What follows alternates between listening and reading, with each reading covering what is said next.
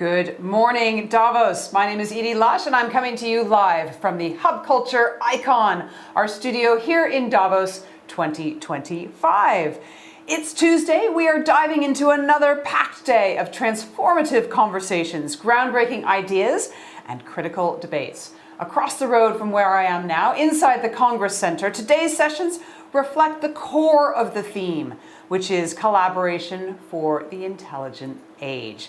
This morning's highlights include artificial intelligence as a driving force for the economy and society, how generative AI is becoming the steam engine of the fourth industrial revolution, when climate impacts your health, focusing on the connections between climate change and global health challenges, and securing an insecure world, addressing strategies for global strategy and collaboration. And what about what's happening here in the studio? Well, we are bringing the conversation to life with four incredible guests this morning. We're delighted to have up in just a moment Eric Piscini, a leader in blockchain and digital innovation. He's going to be joining us to discuss how blockchain is transforming industries by driving transparency, security, efficiency, and trust. That's a word that's going to come up quite often. We're going to have two climate activists, Storm Lewis and Camilo. They have come down from the Arctic base camp to see us. They'll be here shortly. And we've also got Dan Delurey. He's an expert in climate and energy policy. He's going to be sharing insights on how long-term strategies can align climate goals with sustainable economic growth. We will also be focusing on the other main story today, which is, of course, the inauguration of the 47th President of the United States, Donald Trump, and how that is going to impact pretty much everyone. So let's get started. Eric, you're the CEO of Hashgraph. Thank you so much for your collaboration here in the Icon, first of all. Thank you for having me here. Super excited to be here. This is an amazing project that we've done with this building, and I hope we have a chance to talk more about this. This is an awesome project. Oh, good. Yeah. I'm delighted you're pleased.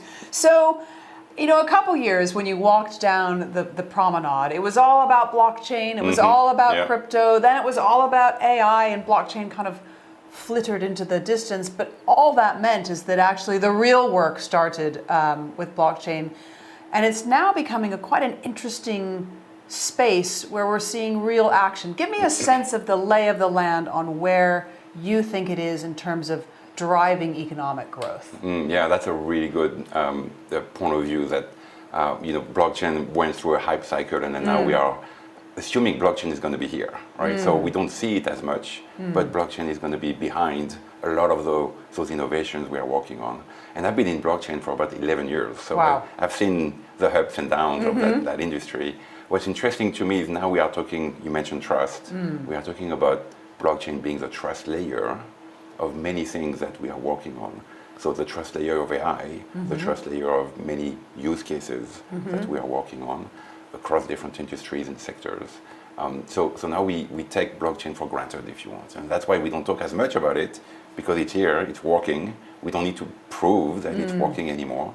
And now we are finally using it. Okay, so we're using it. Tell me a little bit about energy and blockchain to start with, because it's being increasingly applied to the energy sector. And if we take one part within that, carbon credits, you've got a good example of how we're seeing it being used within the automotive sector. Yeah, so, and I love this idea because it's actually very real, and easy, very easy to understand too. So we are working with major auto manufacturers, Hyundai and Kia, and we are working with their suppliers. They have 20 plus major suppliers.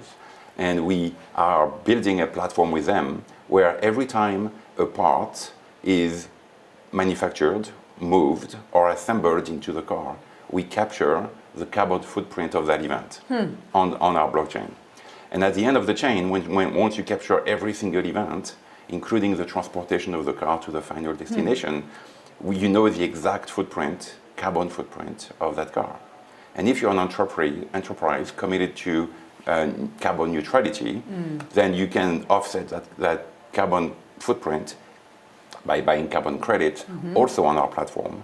And at the end of the day, you can commit to your carbon zero commitment. And all of that is based on our platform, and what we provide here is a trust layer. The trust layer between the suppliers, between the manufacturers, the enterprise buying the cars. And tell me why it is a trust layer. Why can you trust it? Because if you think about the traditional supply management systems today, right? Everybody is keeping track of their own activity, right? So I'm a supplier. I'm keeping track of the parts, where I build the parts, the carbon footprint of that car, maybe, and then I don't send that information to the next in line. I just send the part.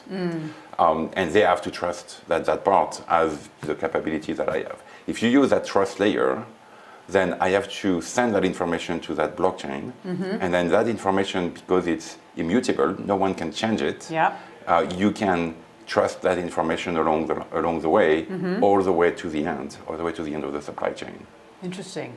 I wonder if we think about this idea of trust, which is, shall we say, been mitigated over the last few years, if not been chipped away.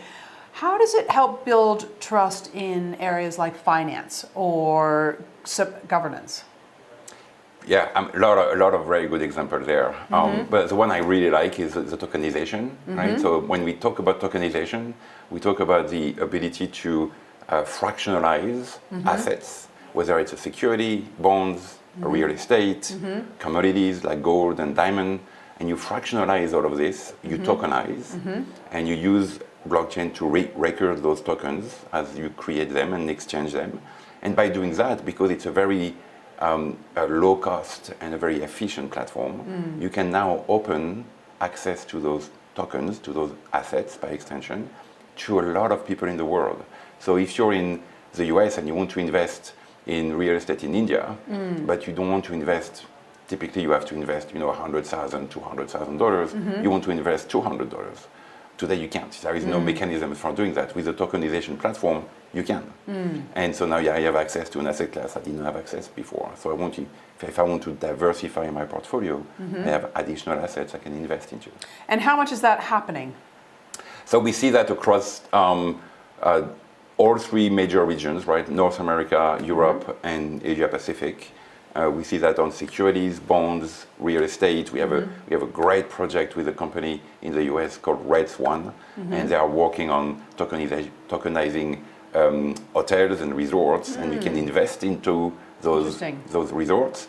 And because you're an investor, you have a discount when you actually decide to stay there, right? So there is an incentive structure associated with my investment into those things, and because I don't have to invest, $200 million into those projects anymore, I have access to this. It makes it more democratic, doesn't it? Correct. Reduces inequality, which is, I think, a good thing. Tell me a little bit about how you think it could help with the massive problem of the number of unbanked people across the world. Yeah, and that was the beginning of the journey with blockchain and cryptocurrencies. We started, all of us, working on how do we give access to the more than 1 billion people in the world who are unbanked. How do we provide them access to, we're going to call that banking services, but it's really payment services.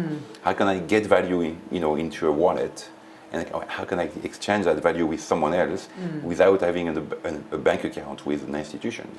And we did that many times, all of us, not just Hedera, but the entire industry did that. So today, you have a lot of examples in different parts of the world where people have access to micropayments, micro-lending, because they are using blockchain-based solutions. So that's a really exciting activity, because that was what we started with, and we finally see the impact. See it happening. Yeah. What about AI, another enormous topic here in Davos? And there is a lot of concern about a few companies, all based in the United States, running the artificial intelligence, all LLMs, basically. So tell me how blockchain might be able to create trust there. Yeah, so again, trust layer of AI, right? Some people say AI is not going to kill humanity, but AI is a killer app for blockchain. And the way we think of this is when you use an LLM, you need to make sure that the data used by that LLM is the right data, right? No copyright issues, the right sourcing, limiting bias, and so on. And you can track with a blockchain platform every single activity managed by the LLM to capture information into the LLM. And then on the back end, excuse me, on the back end, you can say the outcome of that language model, right, the output, can be also tracked on the blockchain, so that if I use a decision made by an AI to make a financial transaction, I can, because I recorded that information on the trusted layer of blockchain, I can go back in time and verify that the information was, the decision was made at that time, right? So it's an audit log, if you want, of the AI model and a trust layer for the AI model. So let's come to the inauguration. What difference do you think we will see from the 47th president? What difference will that make for you and your business, for blockchain and for cryptocurrency more widely? So I think it's no surprise that the industry was expecting major changes from this new administration, and many organizations supported that new administration. What we expect is something that's really important in business, which is clarity. Today in the US, we lack the clarity on how to treat those tokens we talked about, right? How do we treat the tokenization of things? Is that an asset? Is that a property? Is that a commodity? Is that a form of payment? And how do you treat those? That is very unclear in the US, and you have different agencies claiming jurisdiction over those tokens. What we expect within the next few months is clarity. And once you have clarity, then you know how to build a platform, how to engage. And that's really important in business. You need certainty about the future. Interesting. Looking ahead, what industries do you think have not been transformed by blockchain that will? That's interesting. I think every one of them will be impacted directly or indirectly, because when you think about payments, for example, every industry is using payments, right? So when payments is being disrupted, every industry will be disrupted. I think supply chain to me is very interesting because supply chain has very different flavors, and that's probably where the majority of the impact is going to be seen by enterprise and by individuals. I think digital identity is probably a longer term thing, but I think we're going to see people owning their own identity, which means owning your own data. Imagine. Healthcare data, individual data, and then decide what to do with this information. I think that's going to be, we're not there yet, but it's coming. You can feel it, it's coming, and that's going to be very disruptive. Be very disruptive, but isn't it going to be, aren't the major technology companies going to push against that? I think some of them will, because it's going to go against their interest. But I think you see some of them also embracing the technology, right, and saying yes, you do need to own your own data, right? You can see that some organizations are saying, we're going to give you your data. We are never going to see that data. You own it, and you decide what to do with it. So I think that's going to be an evolution. I don't think it's going to happen soon, right? But it's going to be very, very differentiated and disruptive for many of us. Fascinating. All right. Thank you so much, Eric, for stopping by the Hub Culture Morning Show. Stay with us. We'll be back with some climate activists and some energy experts as well.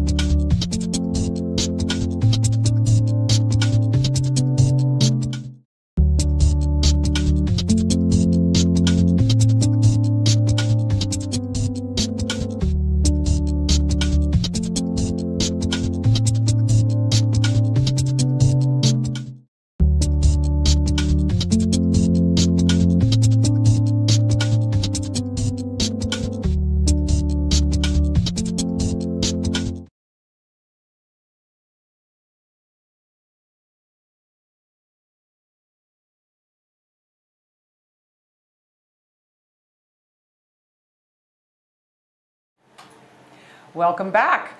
A little bit delayed getting back to you. The Davos traffic situation is challenging as always, but I'm very pleased now to be joined by Dan Delurey. He's fresh out of the White House. Thanks so much for coming by. Since you're here from Washington, I think we do have to talk a little bit about the inauguration. We've had the 47th president inaugurated yesterday, a slew of executive orders, including taking the United States out of the Paris Accord. What thoughts? Well, first of all, thank you for having me. It's a pleasure to be here. I was in the White House until about 10 days ago. The way things work is when there's a change in administration, pretty much everyone leaves. And all of the different branches of the White House are started fresh. I was director of clean energy, so I was involved in a lot of the work we did with utilities on their plans for new power plants, some of which is largely being driven by AI, which perhaps we'll talk about. But in the inauguration address, I didn't hear any surprises necessirily. I was hoping I wouldn't hear some of what I heard, but again, I can't say it's a surprise. And now comes the executive orders. And an executive order is something that can only do so much. I mean, it's not a law. The president doesn't have unilateral authority to do something like that. It mainly affects the agencies and what the agencies themselves can do. And so there have been, like there's an executive order, and I've not read the fine print yet, regarding the so-called EV mandate. Well, there isn't an EV mandate. There is an EV tax credit, which, as far as I know, can't necessarily be rescinded because it was passed by Congress. So a lot of executive orders, as with a lot of bills that are introduced in the legislature, are to send a message or a signal and may not actually have the power or the impact that they appear to at first blush. But again, I said I've not read all these executive orders. All right, well, we'll give you time, and when you've read them, come back and tell us what you reckon. Well, let's talk about this issue around AI and energy. And in fact, the world isn't doing too badly moving to renewables, largely because of the cheap cost of solar, right? Kind of especially coming from China. But very few people predicted just how explosive and exponentially large the growth of artificial intelligence would be, and therefore the huge demand on power. And when I speak to energy companies in the US, around the world, they are having a tough time keeping up with demand. Give me a sense of the broad picture, first of all. Yeah, my career has been in energy, and I've seen two things that have really come, I'll say, out of the blue with such a significant immediate impact. The first was fracking, and that changed everything. And now it's this. It's the incredible rapid growth in power demand from, I'll say, data centers. I don't know whether it's correct for AI and data centers to be synonymous or not, but just to give you an idea, the U.S. Department of Energy last week put out a report predicting that in just 3 years, by 2028, data centers will be 12% of the nation's electricity consumption. Now, it's been hard enough trying to decarbonize an electricity mix that isn't growing, let alone growing dynamically. So one of the things I did at the White House, I was examining these plans that utilities were putting together as to how they're going to serve their customers and so on. And if you put yourself in the shoes of a utility, you have to provide power. There's an obligation to serve, as it's known. And so you have to look at what you can do. So that, unfortunately, is leading to some fossil plants staying open, some new ones being planned, and that's not good, obviously, from an emission standpoint. How many new fossil fuel plants are being planned? Oh, I don't have a number to give you on that. I mean, it depends on the different region and the different utility. So, and plus, I don't think the number is maybe known yet, Right. or has been determined, just because everyone is still trying to get a handle on this. One thing to note, I mean, obviously, you want to use clean energy, emissions-free energy, and so solar, wind, batteries, all of that. But the other thing that's always sort of been off to the side as clean energy is, of course, nuclear. Absolutely. And so there's a lot of talk and a lot of action actually aimed at trying to revive, at least in US terms, revive the nuclear industry. And there's talk about modular units, but the cost profile of modular units and the standards haven't been, the design standards haven't been set yet. So that's not as ready as a lot of people think it is. Okay. But what's surprising is you may know about 3 Mile Island. 3 Mile Island, yep. And so you have plants that people never thought they'd hear the name of again that are being talked about as possibly being reopened. But also, and I'll finish with this, what's important in the US with any plant or with transmission lines or whatever is siting. And so it's very difficult to site new things. But What does that mean, siting? the actual location where Okay. something, Right. Permitting and, Okay. siting and so on. And so some of the nuclear facilities in the US have room on their site for another plant to be Okay. built. And so that would make it would eliminate a lot of the hurdles. And since the design is standardized for the large nuclear units, there might be some action that we'll see there. My understanding is that it can take, however, up to 10 years to build a new nuclear plant. Is that right, or am I wrong on that? No, you're not wrong. I mean, historically, it's been a terrible timeline, and few, if any, have come in under budget. But on the budgetary side, as things change, the cost structure and the demand and so on, that maybe will come out in the wash, perhaps. But on the permitting and all of that, a lot of that has to do with putting it in a new place. Okay. And when you're putting something or adding on to something in an existing place, especially if it's, say, a federal site or a state site, that can ease the process. But I don't mean to paint a rosy picture, Right. but we have to do something. We have to do something. I mean, it's not easy to site. One of the things I've worked on is siting of solar farms. And no one wants anything. It's not just NIMBYs, it's bananas. I don't know if you've heard. Right. No. Bananas build absolutely nothing near anyone. Right. That's what the siting battle has become in local terms. Okay, interesting. So you're painting a picture, let me see if I can recap this, in which 12% of the US's electricity now being drawn by data centers. That's the prediction, That's the prediction. in 3 years, 2028. 2028. There isn't It's pretty enough. big right now. I think it's like 4% already. 4%. I Okay, think. so growing already.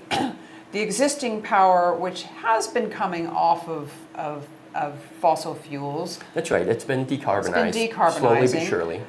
now looks like we may need to press the pause button on that and maybe even move back more towards fossil fuels. Is that what we're saying? Well, I'm not sure how to respond to that because we from a climate standpoint, we can't go back. do it. I mean, the new data from on CO2 concentrations in the atmosphere That was came pretty out. dire. Yeah, it's the biggest ever. The 1.5 limit being reached. I could go on and on with some climate data that you wouldn't like to hear, but Yeah. so I guess we have to realize that.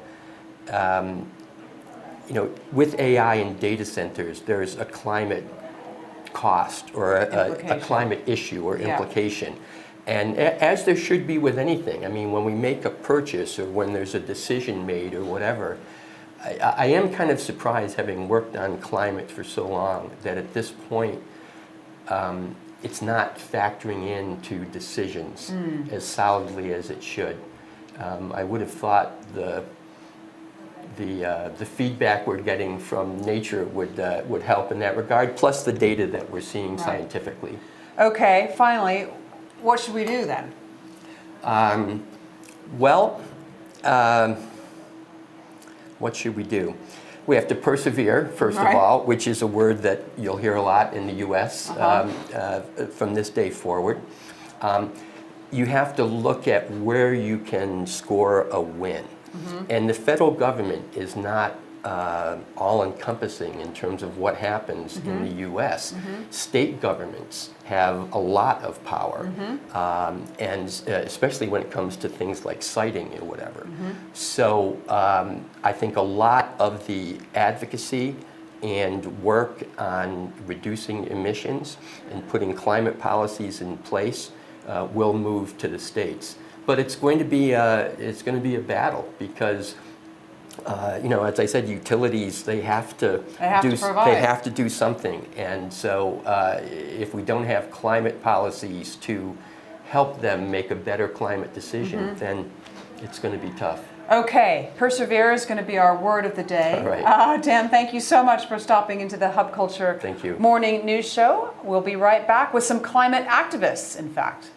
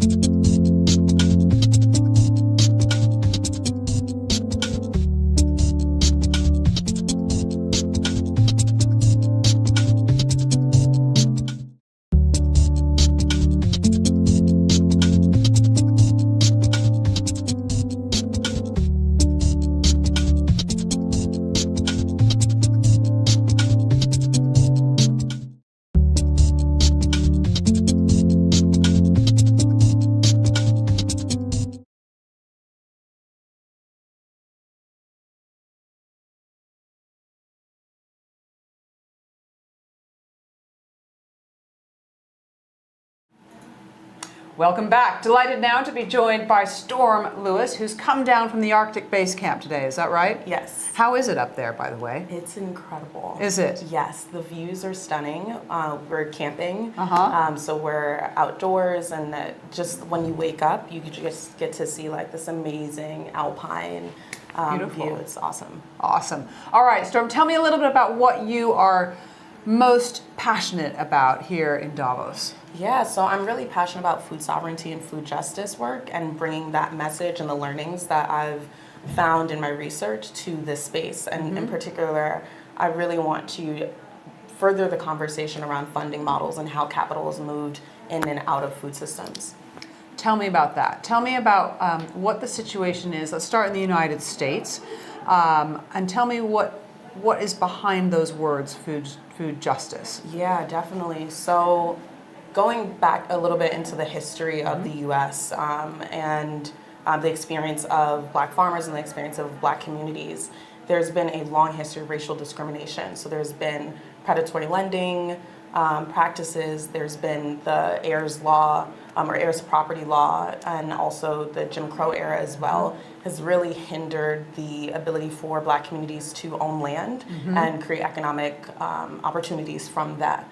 And so there have been studies that estimate that there's over $326 billion in potential economic development that has been lost given the drop in land ownership amongst Black individuals in the U.S. in particular. So there's so much opportunity that has been lost, and really funding it plays such a critical role in how we're able to have autonomy over the land and how we're able to gain economic resilience from land access. So for me, I have a background in gardening growing up. So I grew up in New York City in Brooklyn, and I was always doing different like gardening clubs, and there was vermiculture and compost in our elementary school. And then in middle school, I started advocating for increasing public school lunches or increasing fresh produce from gardens in public school. And so I did a presentation at the James Beard Foundation, literally in like the 7th grade. Nice. And it was awesome. And so I got my feet wet, like doing activism work around food justice and food systems. And it was really personal to me too, because I have a long history of breast cancer in my family, and the connection between diet and community health is so huge. So food is an important issue for not just me, my family, my community, but for everybody in the world. And how we're able to produce food sustainably and distribute food is such a key role, especially given the agricultural emissions related to farming work. But yeah, it really comes down to the financial models and how we can fund food systems and sustainable food systems. So let's talk about the financial models. What's wrong with them? Yeah, so right now there's kind of a capacity disconnect between local food producers and funding sources. So oftentimes their expertise and their work is in the production of food. That's where, they thrive. Give me an example. Yeah, so I work with, I did research with different Black-led food outlets in Brooklyn, New York. And so I interviewed and spoke with over 80 different Black-led organizations, and their different gardens and their different farms. And so one farmer in East New York, she had been doing this work for over 25 years and has been sustaining the community with the food produce. But she said, hey, I haven't gotten any funding, but I just saw this garden open up down the street with some young individuals, and they were able to get funds for a new irrigation system. Right. But I haven't been able to get funds to continue doing the work that she's been doing for 25 years. But now she's not necessarily trained in acquiring funds or doesn't have the capacity for individuals to or spend time doing grant writing processes. So that's a disconnect there, and there is funding available. But then also a larger challenge though is the decision-making processes in terms of who gets funds from the philanthropic sector is very exclusive and happens in silos. Oftentimes you can't even put in an application for certain grants. They have to invite you into the space. Yeah. Therefore, you have to already know somebody to make that connection and make that relationship known. And so that's where I feel like I can kind of play a little bit of a role, because I've been so fortunate to be in these high-level spaces like this, and having Arctic Base Camp and WWF UK to support me to be here. So I'm able to kind of bring that message forward in these spaces where otherwise they may not be able to access. I was at a dinner last night actually about the future of philanthropy, and it was some really open discussions about what needs to change. It sounds like you have some pretty strong ideas too. What do you think needs to change? Yeah, so I think we kind of need to radicalize funding and how we think about the philanthropic world. So someone told me that if philanthropic organizations are doing their work well, they should be working themselves out of existence. And oftentimes the goal of philanthropies is they talk about economic resilience and sustainability and longevity and being able and having communities owning their means of production. But in order to do that, they have to be able to sustain themselves financially. And I think there's all of this money that's in a sense hoarded and given out in ways that isn't directly informed by the stakeholders. So they're making the executive decisions. So I think we really need to be having the people most impacted making decisions on how funding is distributed. So one example of that in my work is participatory grant making. So I'm working on a project between a government institution and a philanthropic organization, and they put up the money before the actual implementation of the project. So the idea is that we're bringing together a coalition of 28 environmental education organizations in the Northeast and figuring out what would be best to create connective tissue between these different organizations so we can work stronger together. But we're able to have the funding in advance, so there isn't this pressure of we don't know how to actually execute the work that we're planning to do. Fascinating. All right, Storm, thank you so much for traveling down from the Arctic Base Camp to give us a taste of your work in food justice. Stay in touch. We'd love to hear how it goes. We'll be back in just a moment, and we're going to hear from a climate activist from Brazil.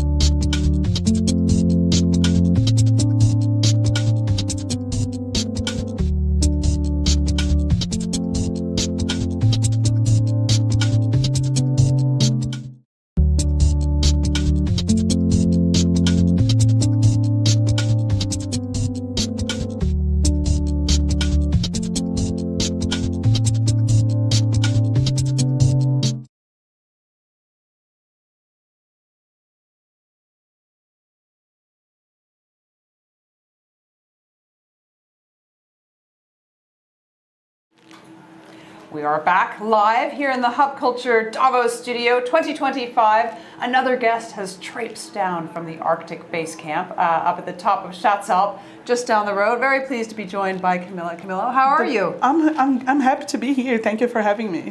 You've come from Brazil. Yes. And you're staying at the top of the mountain. How is that, by the way? Has been a transformative experience. Actually, it's my first time in snow at all. Wow. So, yeah. What do you make of it? I've been learning a lot about myself, but sharing with the girls has been like just the best of it. Oh, fantastic.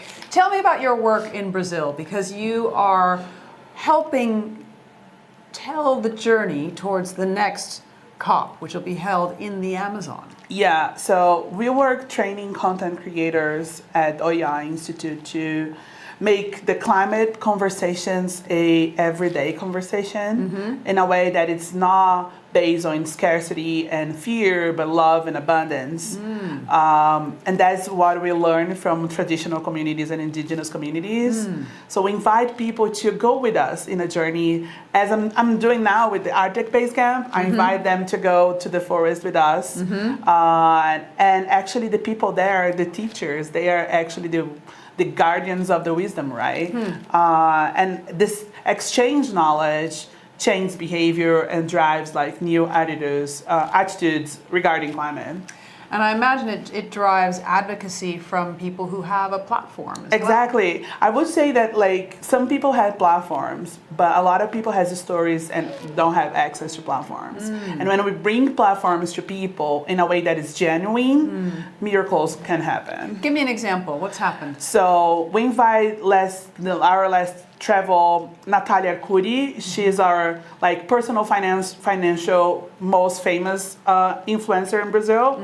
She has like over 20 million people she speaks every month. Wow. And she went in a trip with us. She was like all about personal finance. And when the floods happened last year in Rio Grande do Sul, she raised by herself $100,000 to support women rebuild their houses after the floods. And she wasn't never connected with the climate aspect of anything. But after the trip, she understood, like, this is matter, those people matter, let me work that. And now she's working on, like, energy transition and together with, like, personal finance. She did not give up of her thing, but she includes climate as a lens for her work as well. Extraordinary. Tell me about some of the people that you're taking these influencers to meet. So those are like mostly Brazilians. They are from various type of like backgrounds, creating content for fashion, comedy. Some of them are like actors, artists, musicians. We try to mix them and invite them to the community. It's more like on experience the space at the state of the art, because most of the climate conversations are around climate terrorism and disaster, right? Yeah. So that put us in freeze mode, like, and we can't act if we're like in fear. But if you fall in love with the place again, Of course. you can transmit the falling in love to the audience, right? And tell me about the people in the community that those influencers are being introduced to. Tell me about some of those stories and the people that they meet. The first community we went was a Riverside community in 2022, and it has this guy Roberto Brito.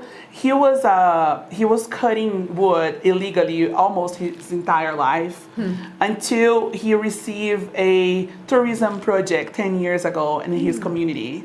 And he says, okay, you can come here, but I need a school first for the kids. If you made a school, we commit to work on tourism. 10 years after, he has like over 100 families living in the community, all living by tourism. No woods are cut anymore. The trees are standing. Wow. And when you talk to him, he says like, I'm proud that I'm the last generation who was destroying the forest in my family. Right. And when the influencers got in touch with his story, they were all crying, understanding like, sometimes you do things because violence is the only way. But when you have an alternative, you find another way, right? Beautiful. So I believe that we can offer alternatives to people, but they need to see first. Because we are in this moment in Earth that everything we need to see, everything we need to touch. So the influencers coming and being a platform for stories like Roberto's story is something that makes other people knows more. And because we invite influencers, we had a chance to talk with Luciano Huck, which is a TV presenter in Brazil, large audience. He speaks for like 40 million people every Sunday. And he invited Roberto to his program in a Sunday, 40 minutes program, sharing Roberto's story for the whole country. So we literally want to present stories that might change other people's lives. Oh, extraordinary. Camila, thank you so much for stopping by. Thank Hub you for Culture. having me. Really appreciate it, and we hope to see you in Belém. Definitely, count on me for that. All right, take care. Take care. Thank you for joining the Hub Culture Morning Show. I'm Edie Lush. We'll be back this evening with some more guests for you.